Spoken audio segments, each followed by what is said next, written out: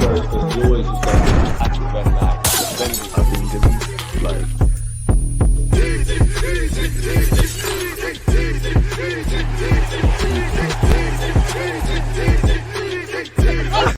What transfer news concerns Arsenal today? Let's start off with this. Arsenal and Tottenham are showing interest in Stuttgart midfielder Enzo Millet. I mean, decent French midfielder from what I remember. Took a while to get going, but very good technical level, very good in tight spaces. A typical midfielder a Premier League club would look at, in my opinion. With the Premier League clubs continuing to monitor his performances this season ahead of a potential transfer in 2025. He's impressed in Germany this season with the French talent featuring 24 times in all comps for the Bundesliga club, scoring 8 goals and assisting a further 5. The 22-year-old has been with Stuttgart since 2021 and has accumulated 18 goals and 19 assists across 94 appearances since moving from Monaco. And if I remember correctly, he's a French youth international. Allegedly, this is a big attraction for many clubs, and sources have told Court of Side that Arsenal and Tottenham are monitoring his situation. Scouts from the clubs have been following the 22-year-old throughout the current campaign and are believed to be very impressed by the French star's vision, ball control, and offensive abilities. I mean, and he's also a nasty kind of player. What is this? Arsenal have also, apparently, before we get into that, the North London clubs could face competition for Millet, as it's believed Chelsea, Manchester City, and Liverpool are keeping an eye on his development in Germany. It's uncertain if Stuttgart will be open to selling the midfielder in 2025, but if they are, the young talent is not short of suitors. He's an Arsenal midfielder, and at 22 years of age, his stocks are only going to go up. I think he's got that positive chip on his shoulder, that mentality that you think all top players have, like he doesn't get overruled. What is all of this about? PSG are open to parting ways with Asensio. As you all would have seen, it said Arsenal have been linked with him, people. He's been linked with Betis, Sociedad, and Arsenal. Obviously, he's not getting game time, obviously, at PSG. I guess logically, it makes sense. We need greater attackers. He's obviously a Champions League winner, has scored crucial goals, can play in a lot of roles and things like that. And I guess I don't know what we're going to do with Raheem Sterling's loan, or better yet, Neto, because there's rumors we'll cancel that. There could be a spot for a loan in that. I always get confused, but I think we can't make another loan signing from the Premier League unless something changes with our existing agreements, but we can from a foreign club. So it's easy to link us with these players. As we know, January is a reactive window in itself. Players are not happy with the lack of football. There's contractual situations. They're not, they're not in the manager's plans. And someone like Asensio, it's easy to link with Arsenal. I'm not sure if Arsenal will go for the loan fee, whatever that is, or, it would have to be a deal that makes sense, a bit like Raheem Sterling, where there's a loan fee and his current employers, in that case, Chelsea, are paying a significant amount of his wages, people. So I'm not too sure where we're at with that, but nonetheless, people, we've been linked with Asensio and Enzo Millet of Stuttgart. Now, I am not criticizing the ITKs of this world, but Team News and Ticks via his Patreon page, good hustle. One unnamed player is very close to agreeing terms with Arsenal, but a difficulty with a move comes with getting him out of the current club. Now, that's just teasing the fans and ultimately inviting pressure on yourself if this doesn't work out. Now, when you hear that, of course, you're getting excited, but who is this unknown player? They might not be good enough. It could be Marquinhos or Runnison. There's probably in the footballing world several players that agree terms with a potential new employer, but their new employer cannot convince his current employer to let him go. And to be honest with you, obviously, we're in 2025 now. When the summer window rolls around, a lot of football clubs, including us, are going to announce new signings. The vast majority of these summer deals are done at this moment in time or the end of the previous year. So I don't take too much stock into that, people. We have been linked with Evan Ferguson of Brighton. Again, we'd either need to change or alter the agreements we have with either Neto or Raheem Sterling. In terms of getting a body in, it makes sense. He still is a young footballer, even though he's struggling for game time at Brighton. Clearly, he's behind the Mintes, the Adjeringas, the Mitomas, the João Pedros, the Danny Welbecks, and players of that ilk for regular football. I do agree, though, with Bukayo Saka's injury. Obviously, we've got Kai Havertz, Trossard, Martinelli, Jesus. Some are stronger in other positions, but can all play everywhere. Another offensive body, I wouldn't be against it, because the last 2 games, we've barely had any attackers, really. And by God's grace, the game hasn't gone left. And he still is a young striker.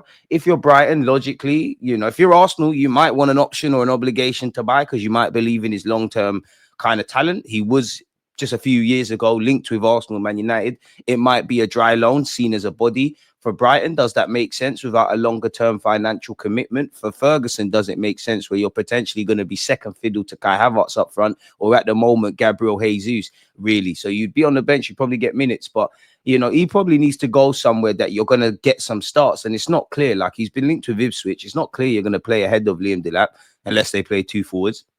You've been linked with Fulham. Are you necessarily going to play ahead of Munoz or Jimenez? Arsenal's the same. Was previously linked with Chelsea. Are you necessarily going to play ahead of Jackson? Was even linked with Spurs. Are you necessarily going to play ahead of Solanke? So for him, he's been linked with West Ham as well. Obviously, with Antonio's injury, that could be an option for him. He needs to go somewhere you're going to start on a regular basis and reignite your career.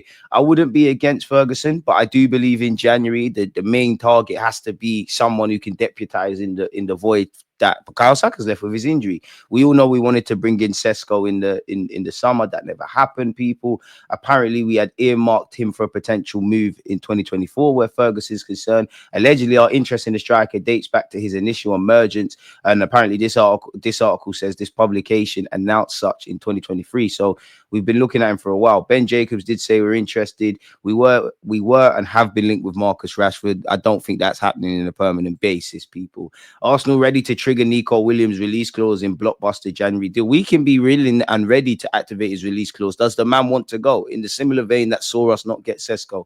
Nonetheless, Arsenal are continuing their pursuit of Athletic Club star Nico Williams as they look to bolster their squad in the January transfer window. Sources indicate that the Gunners are in ongoing discussions with the player's agent and are prepared to act swiftly to secure the signature of the Spain star, who has a release clause of 58 million euros in his contract with the Bilbao side.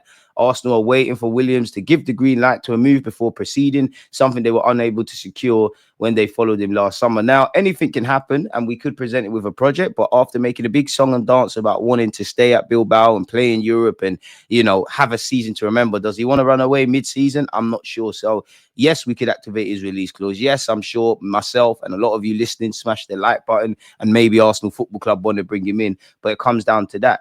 And ifs and buts are scary, but in the event that if the 22-year-old gives the thumbs up to the deal, then we can trigger the release clause, people, which, of course, he's more economically sensible than Rafael, who we've apparently been linked with. I'm all for that as well, people.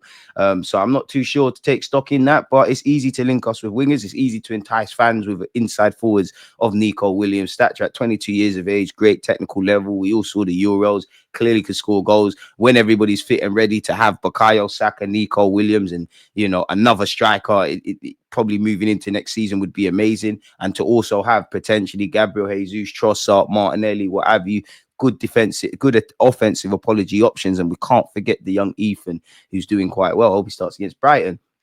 Allegedly, Gyökeres is ready to leave Sporting in the January transfer window, with numerous clubs, including Arsenal, Man United and Chelsea, all interested in the forward.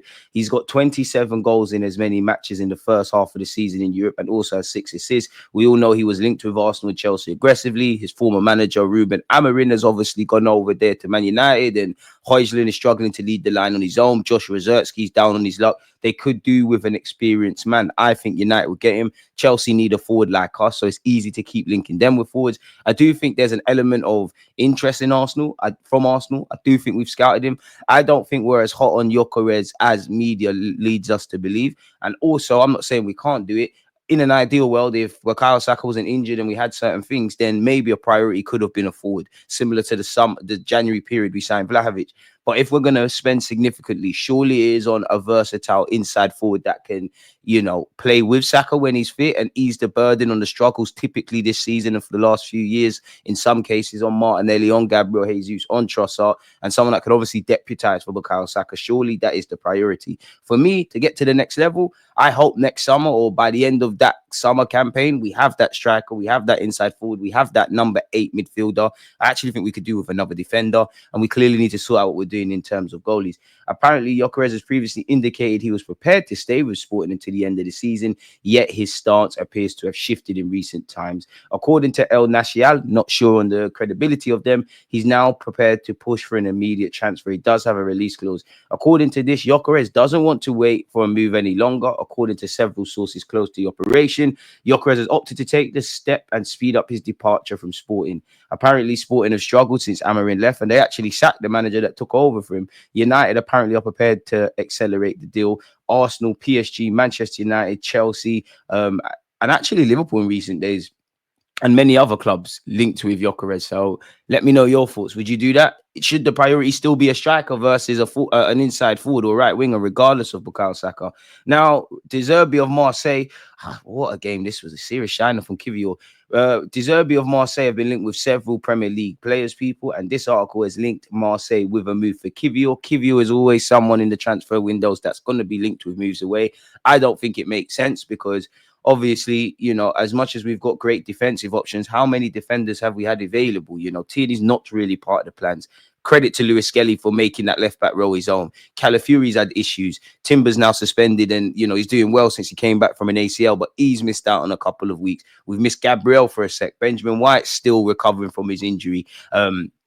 Tomiyasu's a no-show. For me, it doesn't make sense to sell Kivior in the summer. Admittedly, in the summer, I'd be more open to offers. For Kivior, I'm not sure. Does he want to stay at Arsenal? Does he believe he's still part of it? Or does he want to go somewhere where he's more likely to play on a regular basis?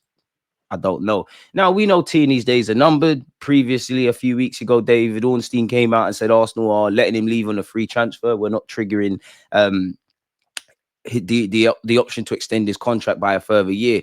Now, I'm sure in terms of keeping a body, I wouldn't be against Tierney, but if Arsenal want to get some sort of fee, which is, you know, not going to be anything of significance, then maybe in January that's a good thing. Now, if we sold him back to Celtic, I'm sure Celtic have a sell-on clause. So if we buy it from Celtic and Celtic got a sell-on clause, do they still get, you know, they're selling it to us, but do they still get some of the money back? I'm not sure. Nonetheless, Romano has said negotiations underway for Tierney to return to Celtic from Arsenal. Discussions are taking place. 27-year-old fullback keen on the move. Talks continue to reach full agreement. I mean, the son has returned home. Now, Dani Almo's stuff at Barcelona has been a madness, and you know, there was rumors he could leave on a free transfer owing to Barcelona making a mess of registrations, linked with everybody, including us in the Premier League. His agent came out and said, I believe that Barcelona will finalize everything and make it happen. La Liga should help them instead of these reports of Dani not available for the national team. But I'm sure we'll be at Barca for many years, happy at the club, and with Dani's desire to be there. So that means they're going to do everything to want to stay. Obviously, there's some reports owing to not being registered for Barcelona, he cannot play for the Spain national team. And I think that's a disgrace, really and truly. Absolute disgrace for someone that came for your academy, someone that made a big song and dance about returning home, someone that's just signed for your club. I mean, Barcelona have made a mess. There's several examples of Barcelona being a mess on and off the field at times, and this is actually disgraceful. And they're actually lucky that he's got an emotional attachment to Barcelona, because this is stuff I don't know. But imagine he was someone that didn't come through La Masia and all of that stuff, and he said, you know what, you lot have done me disgusting. I'm leaving on a free transfer. You would have lost money. Like, they must have spent 40 odd, maybe 50, 60 odd in the summer. It would have been a massive L. I'm not too sure on the credibility of Mr. Marco Mola, but apparently Arsenal is considering signing Real Sociedad attacker Kubo this winter. The Japanese international is already aware of Arsenal's interest and is open to joining the PL side in the future. I mean, physically, look at him, he might struggle, but it makes sense. It's quite a romantic one. You know, obviously Arsene Wenger has an attachment to Japan. We like young players. We're getting a bit of a reunion over here at Sociedad, you know, with Odegaard and Mikel Merino. And obviously, you know, we're linked with their sporting director. Isaac, if you're listening, can't imagine you're not. You know, you want to come to London and link up people. I'd have Kubo. I think he's got a release clause of 40, 50 odd million pounds. So it doesn't break the bank per se.